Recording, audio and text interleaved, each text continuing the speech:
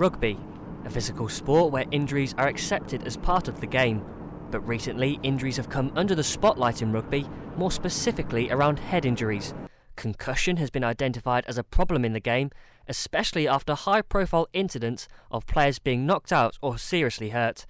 The most high-profile of those was Wales international George North, appearing to be knocked out twice against England, but playing on regardless. The way in which concussion is dealt with, as well as how often the injury has occurred, has been a big topic of debate, especially recently. But is it dealt with in the right way, or can improvements be made to limit the issue?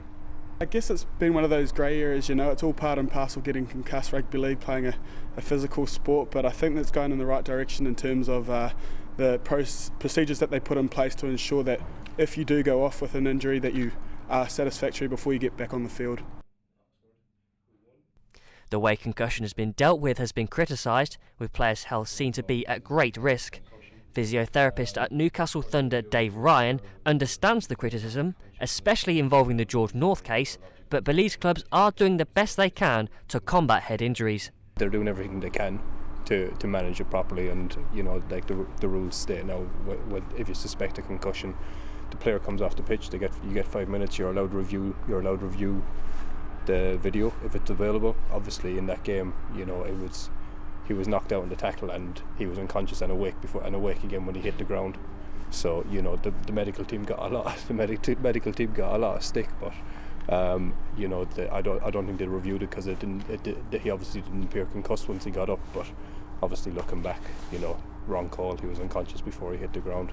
But I think they're doing everything they can to get the management of it as correct as they can. Ryan also believes that there has been progression over time, and that he and staff know the best course of action for keeping players safe in concussion scenarios.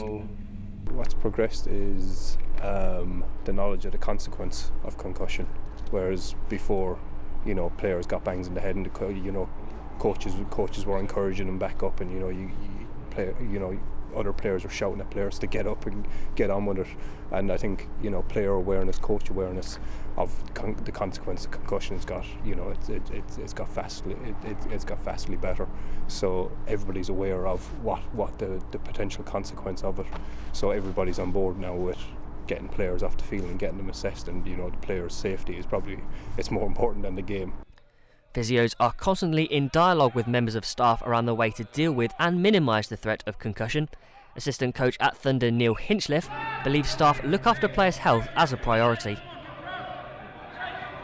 I think we look after the players very well, and it really is paramount to us that the players are well looked after. And I think the communication we have with the physio staff and first aid staff on field, I think we do look after the players as best we can.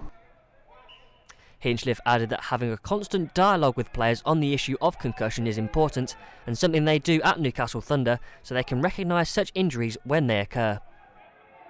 Awareness is a big thing for us, is that we can recognise these things when we go on and speak to the players. We can that's what we're saying, to learn from each other from doing that. So it's a lot of it's recognition even from the sidelines, and then talking to the doctors and the physio staff, and as coaches and players, we're learning a lot about that side of thing and what to look for. It's fair to say that concussion is still a big issue in the sport, and that the issue is still far from resolved.